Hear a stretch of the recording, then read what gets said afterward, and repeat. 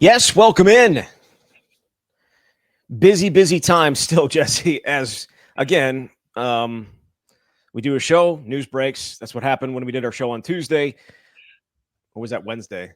I don't remember. Days are all kind of coming together here as we get into the holiday season. I think that is usually what happens because some days you work, some days you don't. Some days you see five guys going to the portal, and other days you see none, and then you get three. Either way, a lot of action since last time we had a chance to do a show. And as we're sitting here at 8:30 on Friday morning, we have a new commitment. And that would be Mark Hamper, the wide receiver out of Idaho. We're going to get into all of it. We'll talk about him a little bit and talk about some of the other guys that are coming in and also some bigger names going out. And I think that may be the bigger takeaway here as we do our show today. Before we get into that, though, Home Field Apparel is the official apparel sponsor of the camp. Best vintage gear in the game. They have so much stuff to choose from, whether it's Wisconsin or whatever your favorite team or your kid's favorite team, your wife's favorite team, or your significant other's favorite team. So much gear to look through and really just amazing different kinds of stuff that a lot of other places just don't have. So go check them out, homefieldapparel.com. Use the promo code Bucky24 for 15% off your first purchase. That helps the show. All right, let's jump into this. I know we talked about the gain there at the start of the show, Jesse, but I think we need to start with the portal losses, and specifically the one that came on Thursday, and that would be Xavier Lucas, the cornerback who we expected to be a starter next year. And the thing I'll give him credit for is being very succinct and to the point in his message. There was no long graphic. There was no 8 paragraphs. And then with that said, it was just, thanks, Wisconsin, I'm out. Indeed it was. This is a huge loss for the Badgers. I know they've now lost 21 scholarship players to the transfer portal here, but this is a guy who had such a bright future ahead of him here, and he's going to have that in his next stop. But he played 200-plus snaps as a true freshman, leapfrogged several other cornerbacks. And what's so interesting is a lot of the corners that have left were frustrated with their lack of a role because Xavier Lucas came in and took the spot from them.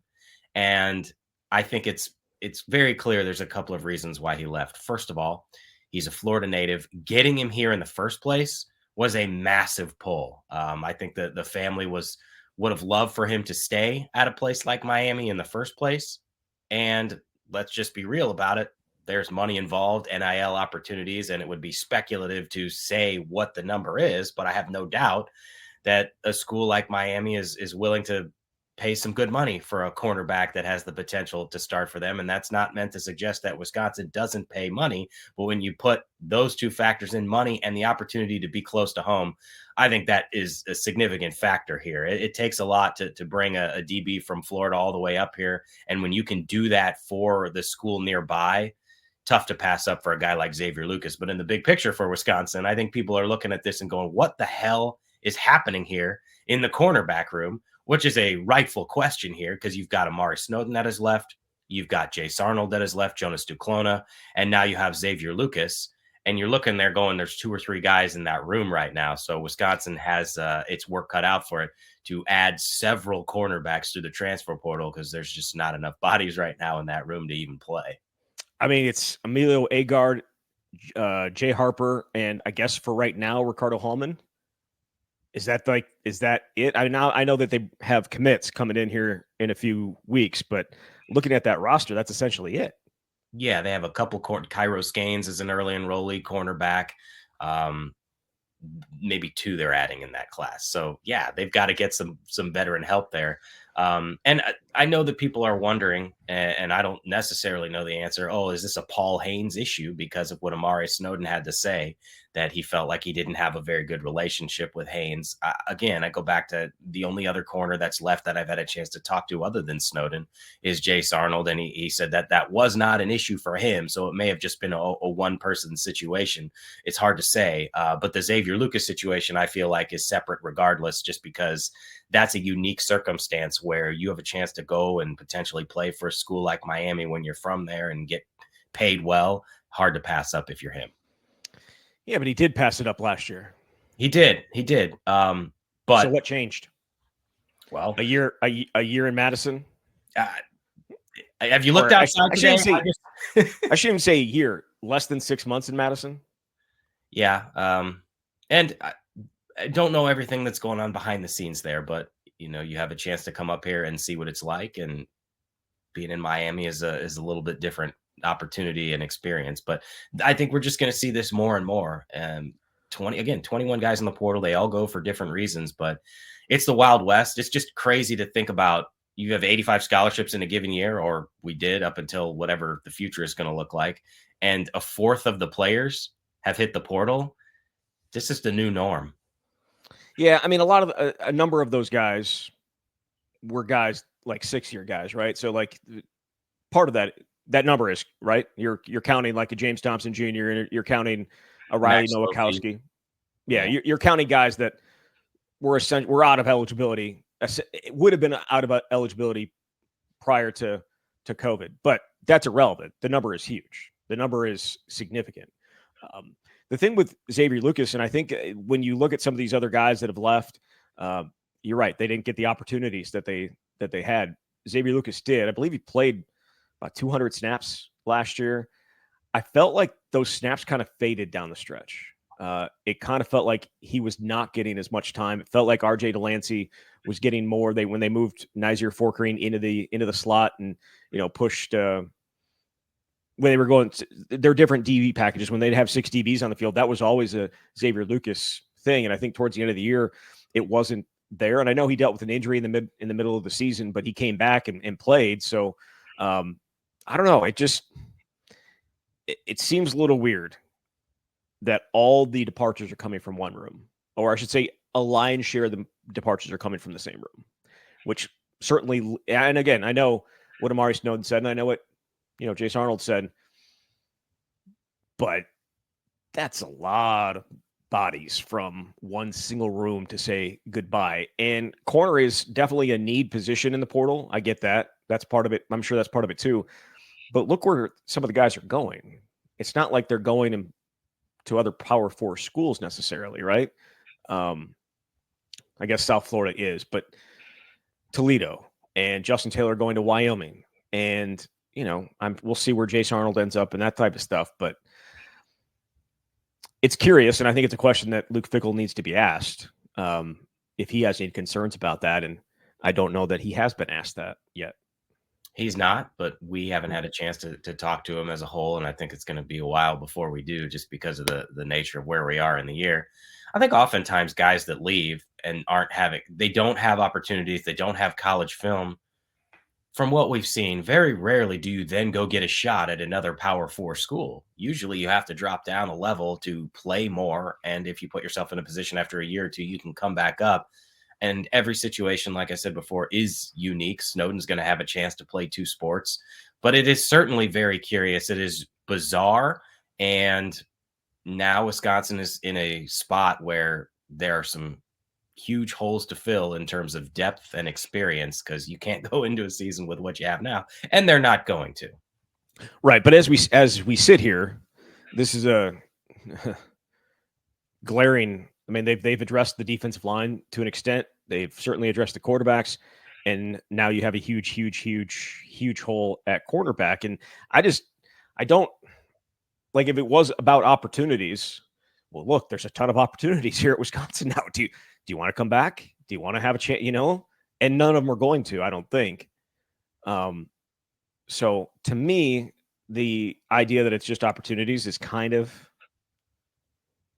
I don't know that it's it may be part of the reason, but it doesn't feel like it's the only reason. Yeah, it's speculative again at this point, but I think that the guys that left before Xavier, at least, there was a explanation that made sense. And Snowden talked about it specifically in the story that I wrote a week or two ago.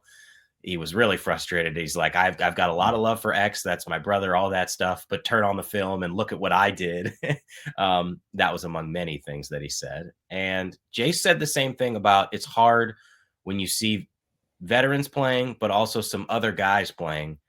It's hard to wait your turn. And this is, yes, that's part of it. And I know that we're in a gray area where we're speculating on what some of the other reasons could be, and that's hard to do. But this is a time where if guys aren't seeing what they believe they should have early, they're just gone. And we're just going to see more and more of this. But the fact that a lot of it is coming in one room leads to more questions. And at some point, hopefully, we'll have an opportunity to ask Luke Fickell about it. Yeah. And the idea that you have to be in the transfer portal to be recruited is also not accurate, clearly. And it's been that I think it's always been that way. The back channeling that goes on with players and the tampering that goes on with players, it's just, we've seen it in the NFL. We know it's happened in college. Like, guys are hitting the portal and they have like that X or the whatever the thing is on their profile. Okay, well, how do you know that you can go to this place even before you enter the transfer portal? Don't contact me. Okay, so we know what's happening. And certainly the thing with Xavier Lucas stinks quite a bit in that direction. Whereas these other guys are entering the portal without perhaps knowing where they're going to end up, knowing that there's probably opportunities for them, but they're not jumping into the portal and all of a sudden committing someplace, right? The Xavier Lucas situation feels different. And that's something that Luke Fickell's going to have to deal with. He's going to have to deal with guys being recruited, even though they are on the team already. There's really nothing you can do about it because there's more access to these guys than ever before with social media or with agents or parents, whatever else it may be. And it's a two-way street too. You may not like it, but if this is what the nature of college football is, and you know you're going to lose guys or they're going to be reached out to from other schools, you're probably going to have to do the same. And I'm sure they are. Yeah. Right? I'm sure they are. You can't survive in this environment without doing that. Yeah. No? Yeah. So absolutely. So Xavier Lucas, I think, goes right up towards the top of the biggest losses, maybe the biggest loss because he had a lot of eligibility left, but he's not the only impact guy that has departed since we had a chance to do a show. Will Pauling is also gone. He is God called him to wherever he's going to end up, and that's not a shot. That's not a shot. He laid it out in his thing of God's got a calling for him. So we'll see where that calls him to. But the fact is, he didn't have the season that he wanted. Right, this past year, he also dealt with some injuries. The drops were a problem, but he's still a playmaker. And when Luke Fickell was talking about when he was talking about Tretch leaving, he's talking about having two NFL wide receivers ahead of him, and he was thinking Vinny Anthony, he was thinking Will Pauling. And so losing Will Pauling is not a positive. It's not as big of a loss because you got Tretch back and you think Kyan Johnson's going to be a good player. But we don't know what the slot position is going to look like in this new offense either, and what exactly his role would have been. But it is a loss, no doubt.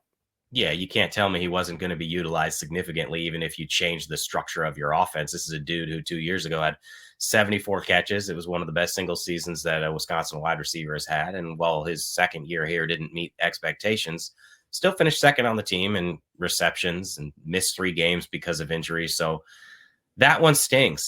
And would love to know his thought process on it, but he declined to comment when I call him, which again is his right. And so we just kind of are left to speculate on what the reasons are for him departing. And CJ Williams too, on the same day, is out and finished 4th in receptions this year. That's a guy who in his 2 years didn't meet what the high expectations were, because when he came, it was at the time, felt like one of the biggest transfer portal additions they had in that first offseason, largely because of his high school recruiting ranking. He was a top 10 4-star wide receiver in the 2022 class.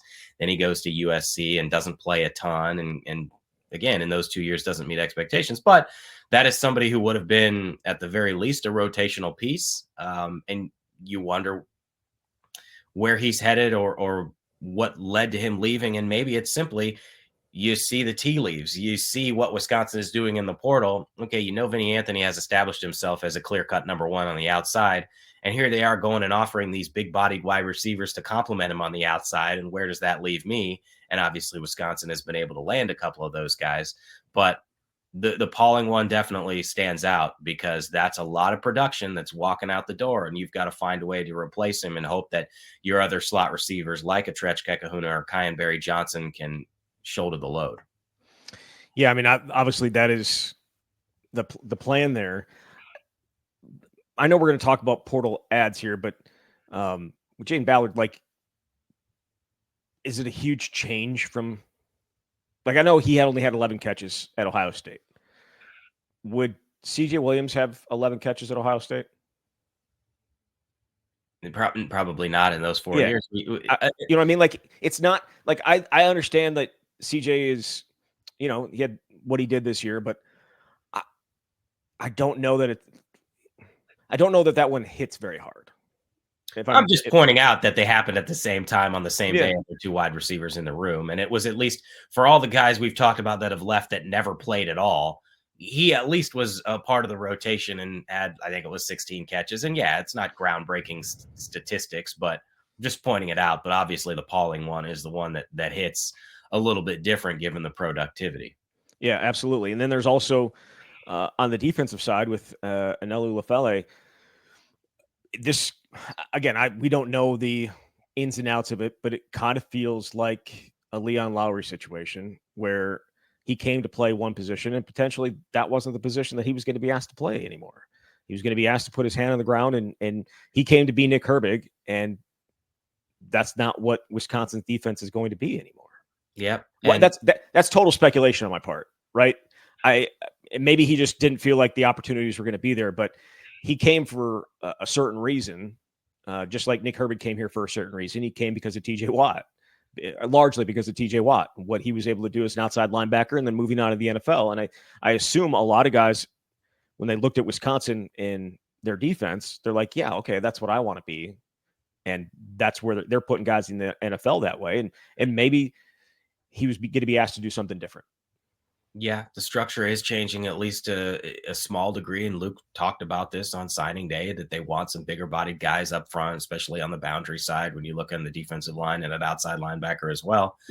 And losing Lefele, he had some good moments in practice, and that's really all we saw of him. But there were certain practices where he might have like 3 sacks, and you could see some of that explosiveness and that potential. And so another guy walking out the door from one of these recent recruiting classes. And as much as I've said before, if you want to build your future around these recruiting classes, guys continue to leave. And it's harder than ever to develop people, even if everyone has a different reason for leaving. These classes and guys leaving continue to stack up. And it just feels like every year it's going to be various portal guys. And that's another thing too, is I think it's hard to sell development when every year you're going in and getting people basically recruiting right over you because they've got.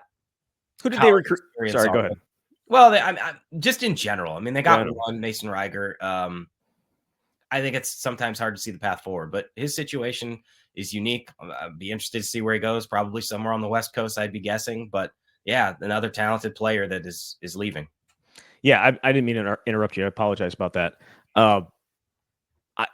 I saw that a number of times. Like, they can't believe they recruited over Lefele, and I think it came right after the ad from what was it, Aaron? No, the Western Carolina linebacker. Yes, well, they happened relatively close to each other.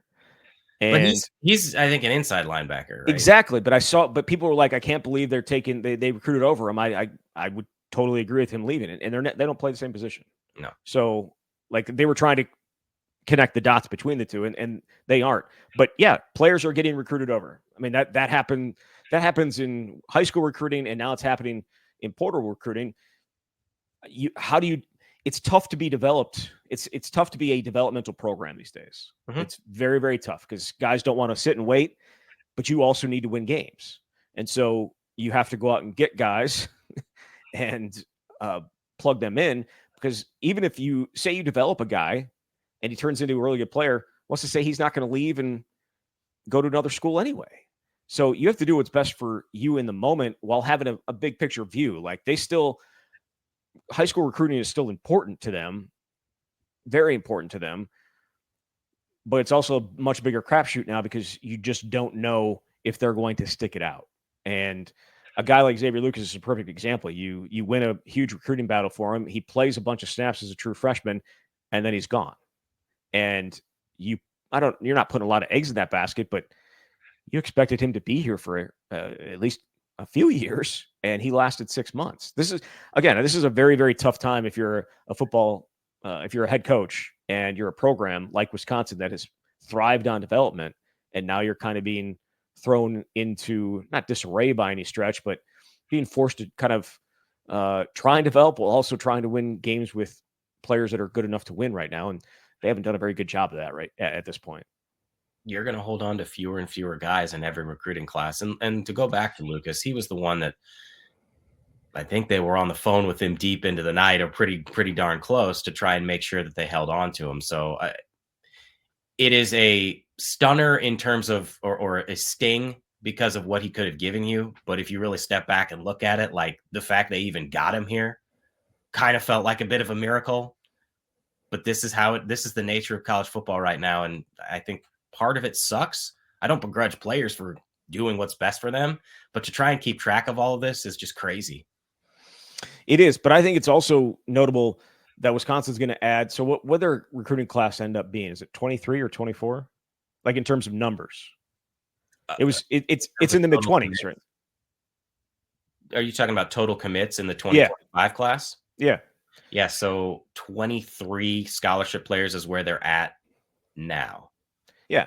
I would expect those classes to continue to be in the mid-20s every year, because you need the more you bring in, the better chance you have of hitting. And you also know a lot of them are going to leave.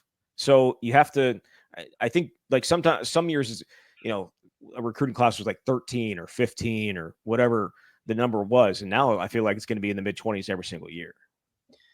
Yeah, Luke talked about this when he first got here, that they wanted 20 to 25 high school guys. And I think he even upped the number when he was talking about it a couple of weeks ago. What's interesting to me, and I have a story running on Monday in The Athletic about this, is the number of early enrollees that are coming. Because of those 23, 15 of them are going to be early enrollees, which is a program record, breaking the previous program record of 11 a year ago. And before that, Wisconsin had never had more than 7 scholarship freshmen come in.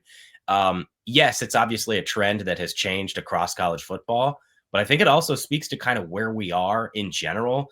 People want to put themselves in the best position possible to play early, and they don't want to get left behind. And so they're all coming early. But I think that also creates this expectation of, you put in all this work, and if it doesn't happen a year or two later, you're gone. And so I think that's just kind of another piece of this that's really fascinating.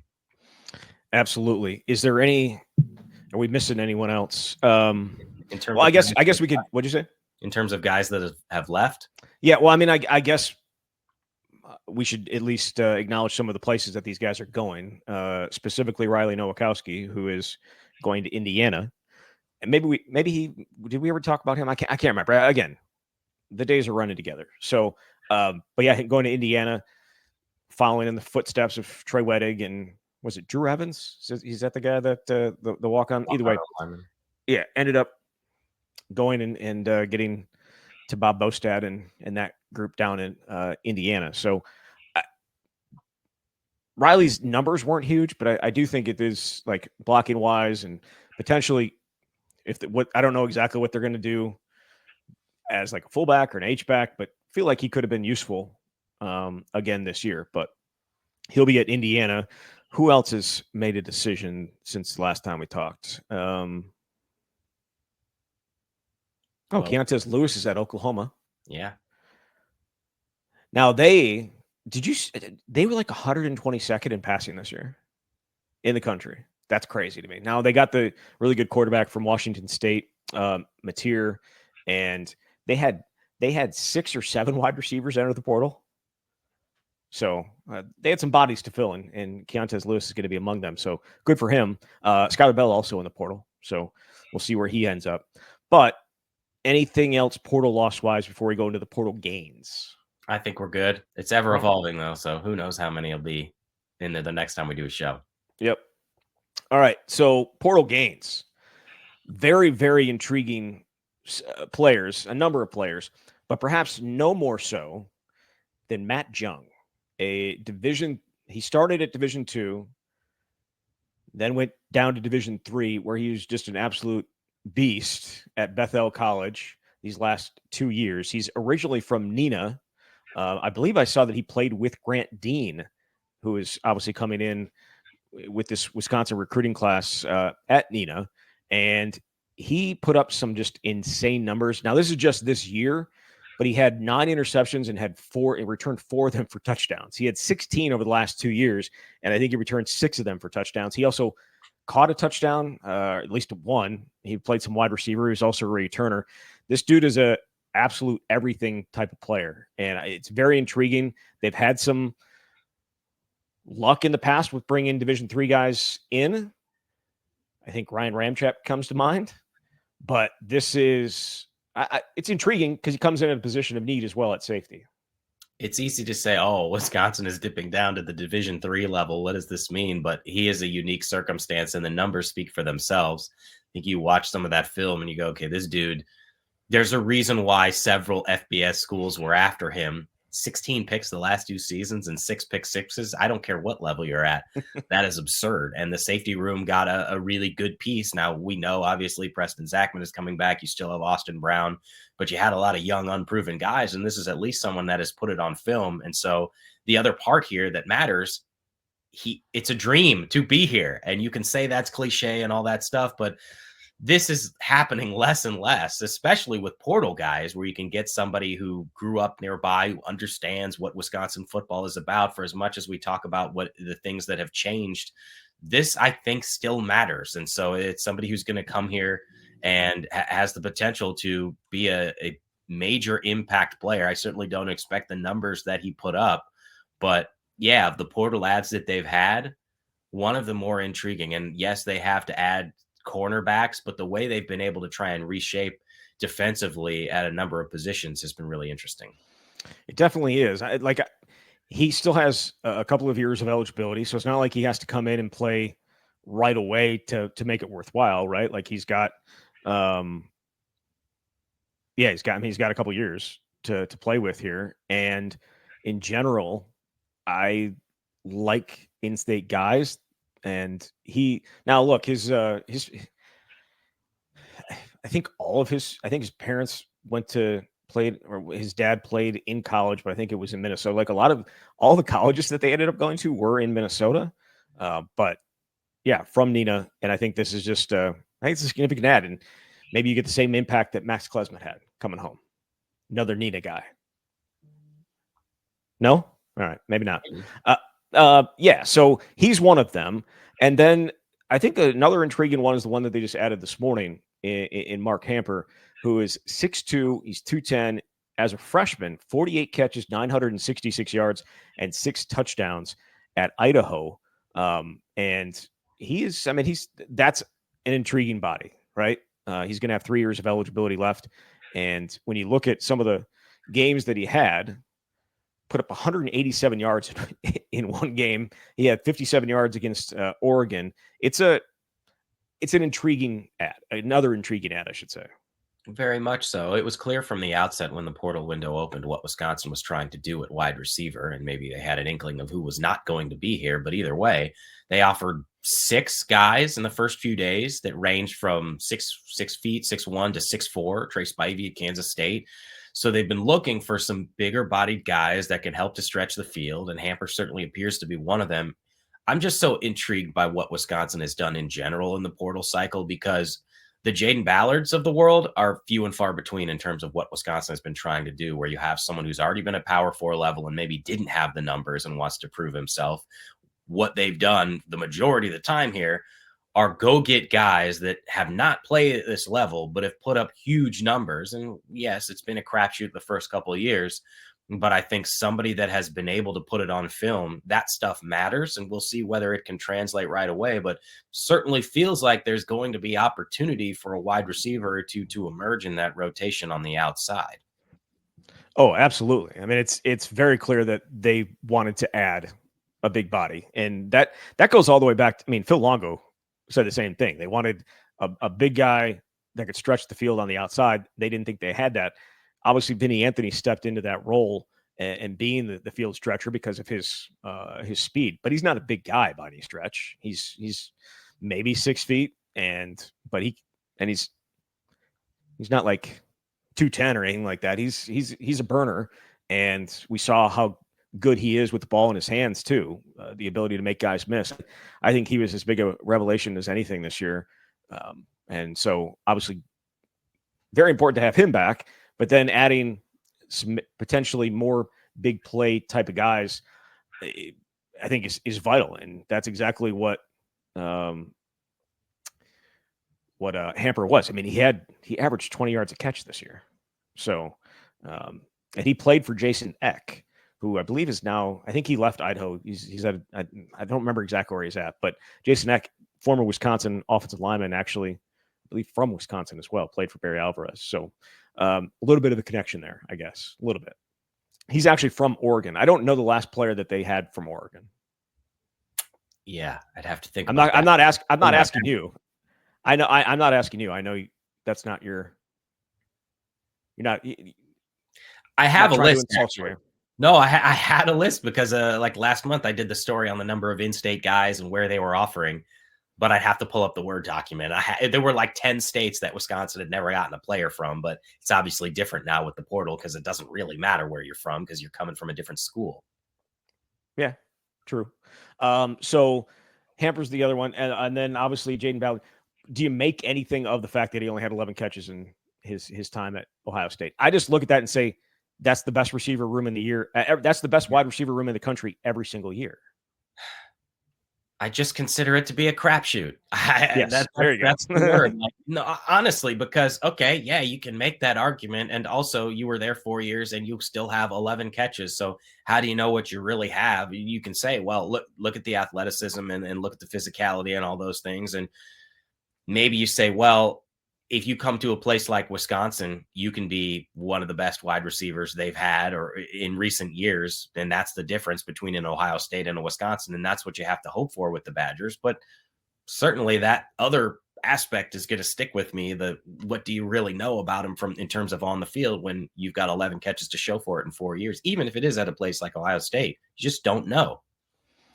Yeah. I mean, you have no idea really, which is tough but you also just have to add talent too, right? Like that's the point of it. You're trying to add potential, guys that could help. I think, but you're right. It's a shot in the dark. You have no idea if he's going to be able to help you. But I will say, like, if he gave them what CJ Williams did this year, would you be okay with that? Is that a win? What, 16 catches, 200 plus yards, and a couple touchdowns for a guy who had 11 for a guy who had 11 catches in 4 years? It's production of some sort, and he's got 1 year left, so you got to make it happen right now. Just think about the guys that he played behind, though, at Ohio State. It's just an insane number of NFL talent that he's played behind and sat behind and gotten recruited over. Certainly, some of the guys have left. Some of the guys have. I don't know that any of them have gone on and made big impacts. I think Penn State has one of them. I think he ended up like 12 or 13 catches, 14 catches this year. Either way, it's a shot in the dark, and you take it. It is what it is. And Taron Turner, Taron, how are we pronouncing that? I'm going to leave it up to you. Taron Turner probably could have done a better job looking into that before we did the show, but 61 tackles. 6.5 tackles for loss, 3 sacks this past year at Western Carolina. Another guy with some production, but they needed some. I guess they needed some bodies at inside linebacker to go along with some of the guys that they have. An interesting player. He's got 2 years of eligibility left. You figure at the very least you're bringing him in to be a part of the 2 deep. It depends obviously what he's going to do in practice, but you've got Tackett Curtis there and Christian Allegro, which I still think are probably the starters. But obviously Tyler Janzey's been there for a while. Landon Gauthier had a redshirt year. So I think it's wide open to have an opportunity. When I was looking at positions going into the portal window, I didn't necessarily know that they were going to pursue inside linebacker just because of all the other needs that they have. But obviously they felt like they needed some depth and some experience to contribute in some capacity this season. And maybe he'll work his way into a starting job. I have no idea, but at the very least, he's got some things on film that he's shown. Yeah, absolutely. So that is what they've added since we've had a show. They are still bringing in other guys. I believe is it Grambling, defensive lineman, I believe was in on a visit. So I think that there is still work to be done. When you lose 20 plus guys, you've added what is it now? 12, 13? Somewhere in that window. Yeah. Yeah. So they still have some work to do to get it to where they want to be, and certainly the only position that I think really stands out that absolutely has to be added to at this point is corner. So I did want to ask this question. We got it over on Blue Sky. Keith said, overreaction or no, Wisconsin is a stepping stone program. This was coming off the decision by Xavier Lucas to hit the portal. Most programs feel like a stepping stone program now. I mean, you can go anywhere. And if somebody else, I don't know, they're not a college football playoff team. They're fighting in the middle of the Big Ten pack. So, I mean, they're fighting to get to be 500. Yeah, they're fighting somewhere in that. Yeah, I guess my answer is yes to some degree, but you're bringing in different kinds of players now, and the landscape is completely changed. So, yeah, I guess I feel that, yeah, they can be. Like, Xavier Lucas, I think, is a bad example to jump off of. You know what I mean? Just because of the situation that got him here in the first place, the fact of where he's going to end up, I don't know that feels like a great example of Wisconsin's a stepping stone program. I mean, he, as you mentioned, surprising they got him here in the first place. So that's part of that. I mean, look, I don't know that a lot of guys are taking jumps off or jumps up when they leave Wisconsin. There are going to be some, like I think Will Pauling's going to find a Power 4 team to go play on. Maybe Notre Dame with his connection to Mike Brown there. I don't know. But I don't know that a ton of guys are taking steps up straight from Wisconsin. Keontae Lewis had to take a step back, go to Southern Illinois, and now at Oklahoma, a team that is also fighting to be 500 these last couple of years. But I don't know that you could point to maybe more than a couple that have actually gone up. They've gone down and then come back up, but not the other way around.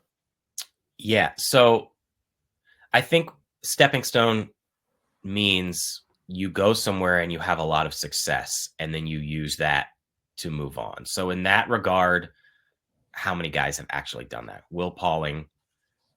That's about it. Yeah. And we don't know where he's going to end up. Right. So maybe I was thinking of stepping stone as just like a place that you can go to then go somewhere else. But I suppose the definition would be more if you've done something successful there, you're using that as a springboard to then go somewhere better. And we're not seeing that a ton. So if you're looking for a sign of encouragement, there's at least that. Because most people who are leaving are going because they didn't get the opportunities and they're not happy with their role. An action or event that helps one to make progress towards a specified goal. There you go. I don't know that there's a lot of guys coming to Wisconsin with the idea of leaving to go somewhere else. Like your goal is not to come to Wisconsin and then to go somewhere else, like a bigger program. I don't know that that's your goal. Your goal is to come to Wisconsin, make plays, and end up in the NFL. I think that's what a lot of guys are coming to Wisconsin for. No? Yeah, definitely. But nobody the idea goes to school with the intent of leaving, but I think, I don't think people come to Wisconsin with that idea. I think that there are a lot of guys that have gone to smaller schools with the idea of then using them as stepping stones to a bigger school. Like Keontae Lewis. He didn't go to Southern Illinois to stay at Southern Illinois. He went to Southern Illinois so he could get back into a Power 4 school. Skylar Bell. He didn't go to Connecticut to sit in there for a couple of years. Like he wanted to use that to show that what he had, because his last season in Wisconsin wasn't very good, and he wanted to show that he had that ability, and he did, and now he's going to get rewarded for it. But I don't know that there's kids coming to Wisconsin with the idea of I'm here for a year, I'm going to play my butt off and then go to a bigger school. That's fair. Yeah. Anything else on the portal gains? Did we hit on the guys, everyone that they've added since we did a show last, correct? I believe so. So anything else on that? No, we're good. I don't know if you saw this story or not. I think it's CNBC or what? I don't know. Where was it? I think it was CNBC. They did the college athletic valuations 2024. And Mhm. Wisconsin came in at 15th in the country and 5th in the Big Ten at $838 million. Now, we can argue how they came to that number. We can argue what it means, whether it has any value whatsoever. But I did think it was notable because there's only 4 Big Ten schools ahead of them: Ohio State, Michigan, Nebraska, and Penn State. And while I don't think I saw a lot of people say, well, why aren't they using that money to, go into NIL and give all the money to the players? I'm like, well, I didn't respond to any of that, but that's not what this is. This is like, we all have net worth, right? But we don't necessarily have that net worth we can go into our pocket and give it to somebody. That's what essentially this is. It's the net worth of the athletic department and the money that they bring in, which I believe is right around $200 million revenue. And they, I think it's just an idea. The Dallas Cowboys are worth like billions of dollars. It's not like Jerry Jones can go in there and just take money and give it. Like, that's not how it works. But did it surprise you at all that Wisconsin was so high up? A little bit, yeah. Especially maybe if you add in some of the Pac-12 schools or former Pac-12 schools. I mean, Oregon's got a lot of money because of Phil Knight, but USC has a lot of history and tradition. And so Oregon was 17th. It is a little bit surprising, but you can't take those numbers and extrapolate them to NIL like you're talking about. But I think it does speak to, in general, the national brand that Wisconsin has, the value that the program and the university has, and the number of people that are willing to support the Badgers. So that's at least a good thing. But everybody's always going to want more and more money to spend on players. It's just sort of an apples to oranges comparison with these numbers. Yeah, and as you mentioned, Southern Cal, I'm an idiot. They were 12th, so it was that Wisconsin's actually 6th in the Big Ten. There you go. You knew that already, didn't you? No, didn't. Okay. I thought you were just like sliding in, not trying to be mean. Yeah, they Southern Cal is 12th. Now, I think that's a little bit more difficult just because they're a private school, and so, yeah. But again, I don't know that it means a ton. All I think it does say is that obviously when whatever the number is set, that schools are going to be able to give to players, Wisconsin is most definitely probably going to max out on that number. Now, I'm interested to see how it gets broken down. I saw a couple of schools already doing it, and where football and basketball are getting like 85 or 90% of it, which I would expect the same to be I would expect it to be the same case at Wisconsin. And then I don't know. Is it men's hockey? Is it women's volleyball? Is it women's hockey? Like, who? I don't know what the next highest program would be, but the football and basketball programs are obviously the most important in terms of that, because that's where the money, that's where a lot of the money is going.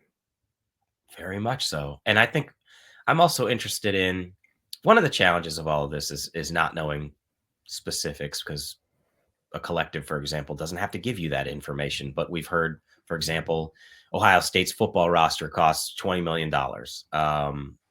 I think Miami and Florida State, from what I've heard, is like maybe $12 to $15 million range. And so where exactly does Wisconsin fall in that as it relates to the collective? But obviously you've got this additional component now with the money from the House versus NCAA settlement, which is about $22 million per school that can pay that out however they see fit.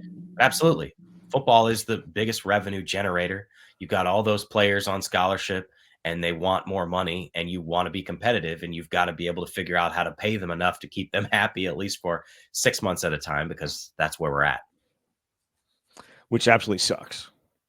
It sucks where we're at. I think we can all say that. Like, we can all agree that it is important for players to get paid and to make money off their name, image, and likeness. We can also sit here and agree that it absolutely sucks, the environment that it is right now, where there's no ties to any school whatsoever, and you can get up and leave almost whenever you want. And it doesn't matter whether you're committed to a team or whether you're on a team. Another school can come in and be like, hey, we'll give you this, and you're gone. And I think that's a really, really tough spot to be in, and that's why there needs to be reform. And it's not going to be the NCAA. I don't think it'll be NCAA reform. It has to be something on a national level, specifically with our lawmakers, which is asking a lot, because we're a divided country. And but this feels like a very minor thing on the on a grand scale, but for us, because it's what we work with every day, it needs to happen. It needs to happen quick, because what we saw is college football doesn't exist really anymore, at least on the outside. Put them on the field, still there. I get that. But your connection to those guys on the field and your knowledge of the guys on the field and your excitement around watching them grow up essentially doesn't exist anymore.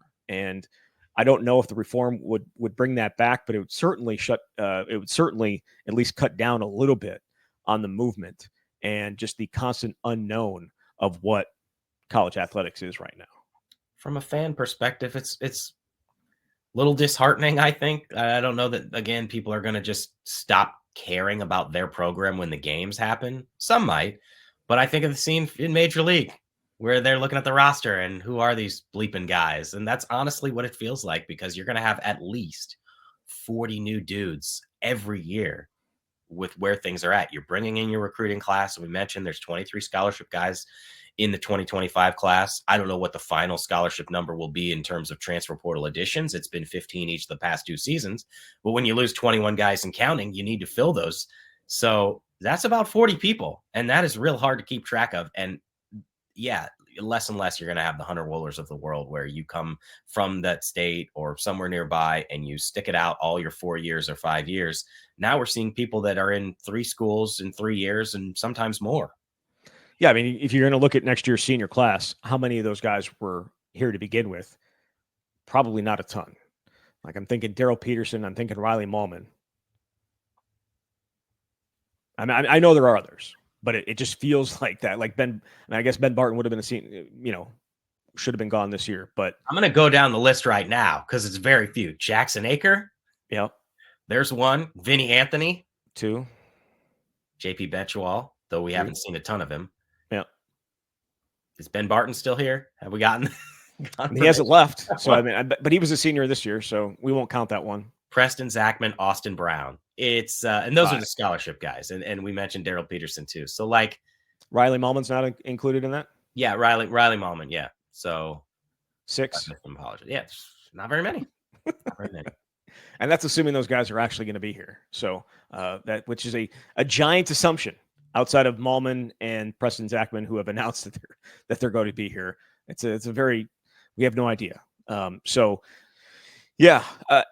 Any surprise? I mean, there's still 8 days left before the portal closes. Any surprises at this point that haven't entered the portal? I think we haven't. Can I just say, Cade Yakimelli? I mean, can. Good on you, dude. Maybe you had a conversation and they said you're going to be a part of this offense. I think a lot of people just assumed he'd be gone because how can you average 8.3 yards a carry and never play? But maybe there's a role for a minute. And looking at all these portal ads, you know where they really haven't pursued? Not to say they haven't behind the scenes, but they haven't added a running back, in part probably because they feel real good about Darian Dupree and Dylan Jones. But someone else may have to carry the ball, and Yakimelli could be that guy. I also think we make these assumptions on, okay, someone is absolutely out of here. I think about, and this is way back now because I'm old, but like Bart Houston. Look at this 4-star quarterback who came in, one of the highest rated quarterbacks they've ever had. Why aren't you gone? And I actually remember asking him that question, like, are you going to leave? And he was like, no, I love it here. Like, there are a lot of other factors that contribute to that. And I can't speak to why Cade is still here. But if I'm just going to say I'm surprised is still here, he'd be one of them just because of what my assumption was. Yeah. I mean, Bart Houston was a different dude. Like, and it was a different time too. Yes. Right. So he did love it here, and he had connections to the state because of his family. And so it made sense. But yeah, I mean, he waited his turn, and you're just not going. I don't think you're going to see a ton of that ever again. You know what I mean? Like, I don't think you're going to see a guy, if he doesn't play like a quarterback, if he doesn't play early, he's going to move on. That's just usually, I think, what we're going to see in this era. And so a Bart Houston getting here in 2012 and not actually getting to play or start a game until 2016, probably not going to be the norm, I would say, moving forward. But 6 shooters. So, yeah, Bart Houston. I can't think of I think there are some others. I think when we started doing this show, it might have been might have been 2019 or 2020. No, probably 2019, about a guy I'm like, I just can't believe he's still here. Can't believe he's still here. Can't believe he's still here. Got a lot of crap for it. He ended up transferring eventually. So if you're not right now, you'll be right eventually at some point, I feel like, with some of these guys. But yeah, Cade's a surprise. I would have expected Cade to be in the portal the day after the Minnesota game. A broken clock is right twice a day. It is. That's accurate. That is accurate. All right. Well, Jesse, we will be back next week. Or if something breaks, we'll be back before that, because certainly waiting on the QB coach and perhaps other guys leaving, perhaps other guys coming. That's just the time of year that we're in. So, Jesse, thank you very much. Thanks, Zach. All right, there is Jesse Temple from The Athletic. You've been listening to The Camp.